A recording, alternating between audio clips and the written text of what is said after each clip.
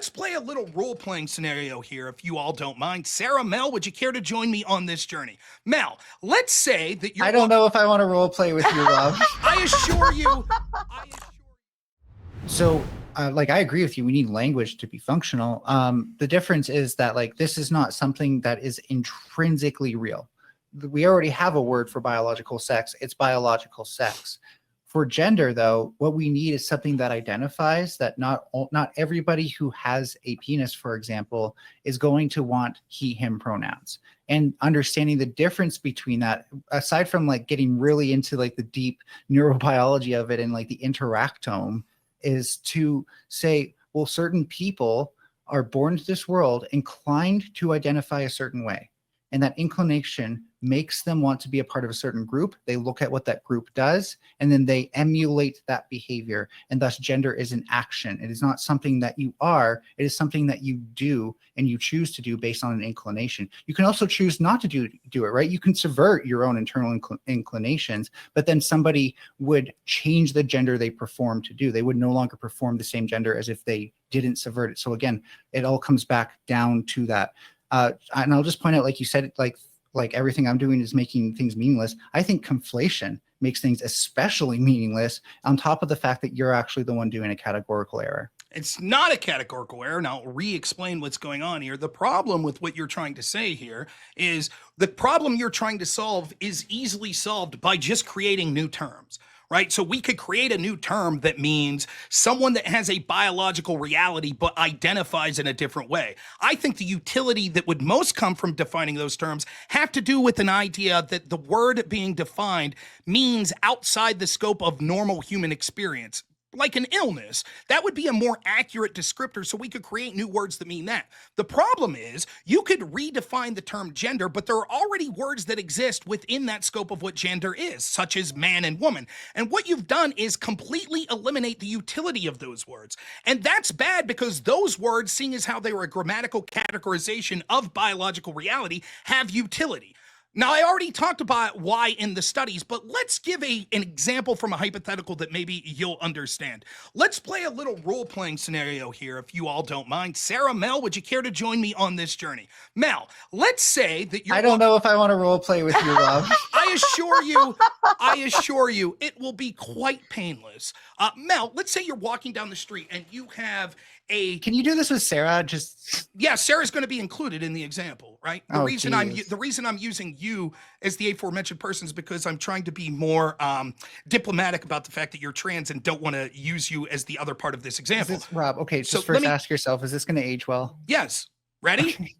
Okay.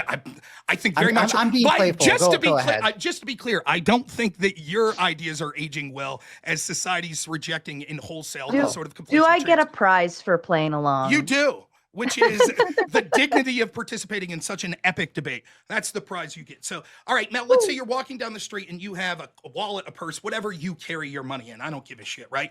And Sarah, that thug that she is, glibly walks by you and grabs your purse, wallet, whatever, with all your money in it. And I happen to be a police officer, and I'm walking by, and you yell, "Officer, officer, someone just stole my purse." And Sarah's running down the street, but there's also like 20 other people on the street. And I say, "Who?" And you're like, "That person there." And you start to describe with blonde hair, maybe, I don't know how tall Sarah is, but let's say 5'8" or whatever, 5'6", whatever she is. God. And I say, "That man or woman?" What are you going to say? Okay, so this is an interesting question. I'll give you that much. I'll take my time to answer it the best that I can. I think this depends heavily on how you want to identify that person. If that person's abnormally tall, then say they were really tall. If they had blonde hair, then say they had blonde hair. If you're going to say man or woman, I actually think their presentation matters more than what their gametes or hormones or stuff like that is. So you kind of prove my point with that. By the way, I didn't get a full chance to respond last time because your whole thing was wanting to role play. I'll say take your time, Mel. But I need a full rebuttal for all this. Figure it out. Please, we could go.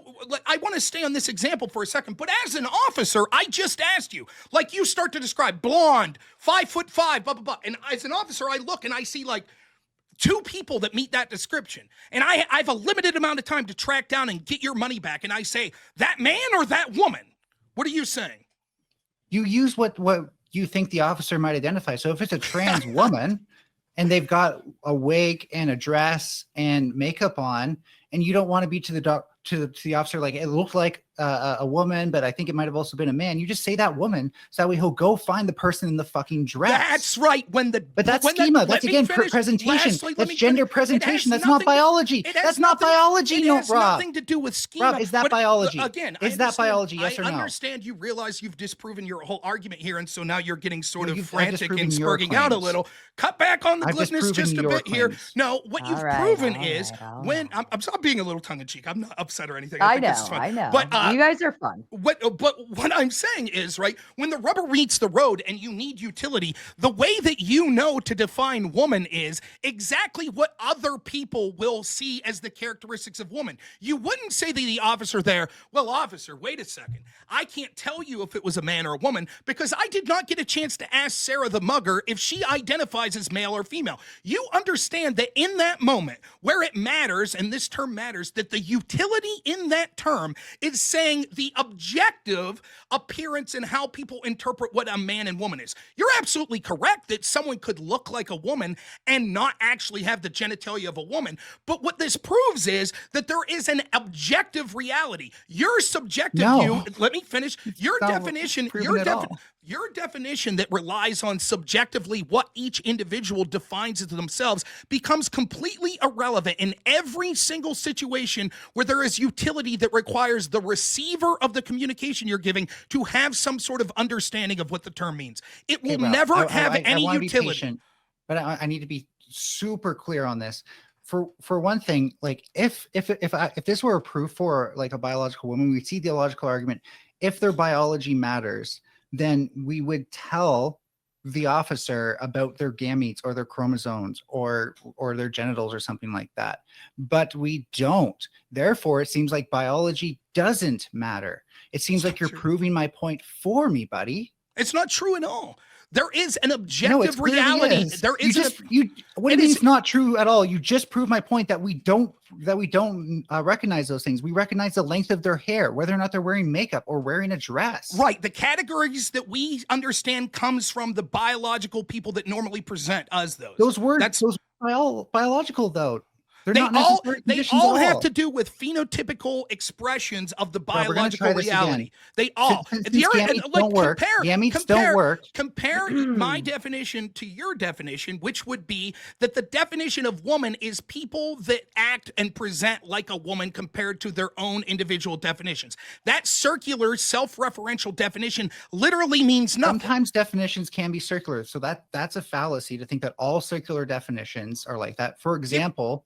Sure. For example, the color red, you can describe it on technical terms like its physical properties, but I cannot tell you what the color red looks like if you have never seen the color red.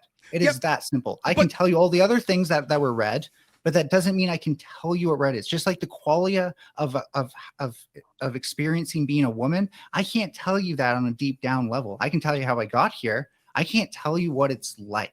That's a much different thing. And so that's why these definitions become circular. When you demand a definition, then that's what you get. My question for you is, what is a necessary condition that's rooted in biology? Because I've already adult human female. Adult. This is the 8th time you've asked adult human female in a way that doesn't prove that. Let me answer you again. Condition. Adult human female. Do you want to ask the question? I've already proven that female is not sufficient as a necessary condition. I disagree. We had this debate. We already talked about this. Yeah. You were unable to prove it. Just like with the chromosomal issue, you acknowledge that we still say that humans have a particular amount of chromosomes, and then we created another term to exemplify, yes, there could be abnormalities. But we haven't skirted with other chromosomes. We haven't skirted the definitional utility of saying that there is a utility because all language has to have utility that the receiver understands what's being discussed. And so the fact that I not only responded to that directly, I posted something in the side that you can read all you like and try to refute that if you'd like. I think you need a necessary condition on this. Necessary condition, adult human female. What's the None of these necessary condition things- for women for you? What's the necessary condition for women for you? That's not a sufficient condition, because female It is can a mean a lot of sufficient. different things. It is.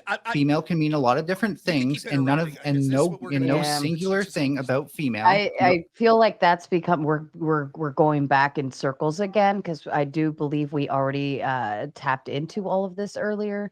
So we can continue it if you guys want to duke it out again. I'm happy to oblige. I Look, just if wanted Rob to can bring admit that he doesn't know what a necessary condition actually is, I and just can't understand. repeat me along that, I understand what a necessary. then you're condition unable is. to actually argue That's for not one. true. What is the necessary condition for chromosomes that a human has? We're literally relitigating the argument that you've already lost. But if you need to relitigate it again, we can. What is the necessary condition for the amount of chromosomes that a human has?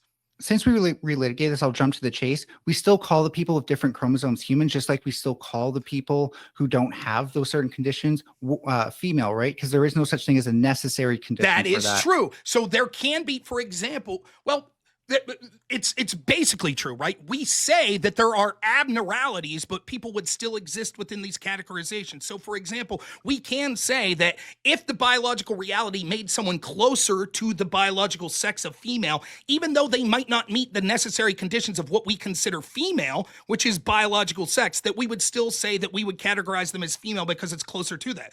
I could demonstrate this easily if you want. What is you say necessary condition for woman? How about this? What's the necessary condition for female? So necessary condition, there is no singular necessary condition. There are a bunch of conditions that together increasingly point to someone being female. Now, reproductive. No, wait. Now, no, do you want the answer? Sure. Yeah, Okay. let her Now- answer. Now, there's a more narrow reproductive definition that doesn't apply to humans in particular, and that is the production of large and small gametes. But I will point out that even if someone is not able to produce gametes, we still call them women. So that Do we call them necessary female? condition for female does not go all the way to gender. It does not extrapolate to Do gender. we still call them female? I noticed the clever sleight of Yes, hand there. actually. Oh, so Yes, if we you do. so it's just to be clear, if the other characteristics that would make up what we consider female exist within a person, but they have some sort of abnormality where they're incapable of producing large gametes, you would say that they're still female. I'm saying my general point, by the way, is that That was a without simple a yes, necessary no. condition, without a necessary condition, you can't say that there is any biological essentialist argument for gender. I didn't hear a yes, no, an answer to my question. That's fine. Would you like me I to think repeat you're it? losing track of what my argument is, which is specifically that we need this necessary condition to make any biological essentialist argument. I Because noticed without once it, more. you can still have female and woman interchangeably. Why without are these you things. incapable of answering the question? I'll get to the utility of why I'm asking this question. I'll ask again. If someone met all the conditions biologically of what we consider female, with the exception that they had some sort of abnormality where they didn't have the correct gamete production, would we still call them a female? Yes, because these so-called abnormalities are naturally occurring. Therefore, we don't need to uncategorize them as like some different group, except for when we're making those distinctions. So the same for transgender versus cisgender woman. Sometimes we're just talking about that woman over there, and it doesn't really matter if they're trans or not. But if I were talking about a trans issue, like trans rights, and how that differs from the rights of other women, like cisgender women, then we might want to be able to make those distinctions every time I say woman, right? You just defeated your own argument because did by not. proving that there are no quote necessary conditions that would be applicable to all definitions of female, and yet we could still look at biological reality in determining who's a female, even if there are abnormalities. Then when we go over to the term woman, when I say as an adult human female, you say you can't use that because you can't give a necessary condition. Yet you would defeat your own argument based on your argumentation. Then we could never call anyone a female because we don't have an exact definition with complete necessary conditions. Once you say that we can make exceptions for the term female, and my definition of woman includes adult human or is adult human female, you don't get to say that that definition can't apply because it falls victim to the very things that you're saying that are acceptable with the term female.